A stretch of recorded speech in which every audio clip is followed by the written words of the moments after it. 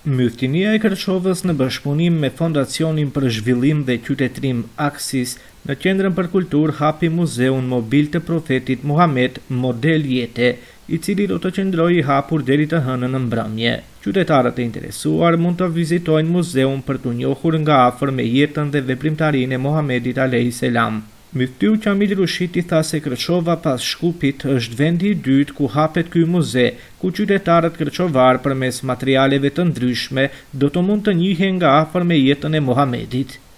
Të njihemi me një projekt shumë të ri, por shumë interesant nga përmbajtja dhe nga kuptimi, Muzeu i pejgamberit Muhammed sallallahu alaihi wasallam në mënyrë vizuale. Të gjithë ne padyshim që kemi mësuar, kemi lexuar për jetën e pejgamberit Muhammed sallallahu alaihi wasallam. Shumica edhe ka vizituar edhe Mekën edhe Medinën, por është shumë interesant fakti që këtu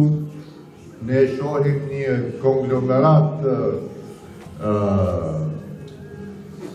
argumenteve, të fakteve, të dëshmive, përpunuara shumë mirë, të argumentuara, të sqaruara, të lehtësuara, ndoshta për të kuptuar nga ana e publikut, që besoj unë që për ne si kërçovar është nder i veçantë, nga se sa di unë dhe në komunikim me Xhabirin, Kërçova është qyteti i dytë që e mirëpret këtë aktivitet, pasi është realizuar në Shkup. Drejtori i muzeut Xhabir Emini foli mbi idenë dhe qëllimin e këtij muzeu, i cili është krijuar në atë formë që të mund të bartet në vende të ndryshme. Sigurisht që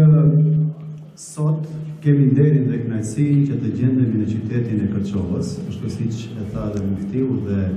sekretari i muftinisë, për herë të parë, moment historik që kërçovarët të njihen për së afërmi me jetën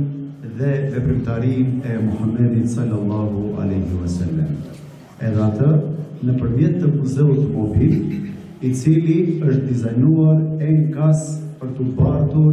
nëpër qytete të ndryshme në vendin tonë, pra në Maqedoninë e Veriut, si dhe jashtë Maqedonisë në rajon dhe më gjerë, pra në diasporën shqiptare. Ndërsa sekretari i Myftinisë së Kërçovës, Gjemail Ahmeti, ju bëri thirrje qytetarëve që ta vizitojnë muzeun, i cili do të qëndrojë i hapur deri të hënën në mbrëmje. Të nderuar vëllezër dhe motra, gjithashtu ju bëjmë edhe ftesë nëpërmjet televizionit Tuskana, që ata të cilët dëshirojnë që të njihen për së afërmi me jetën dhe veprimtarinë e Muhamedit alayhis salam,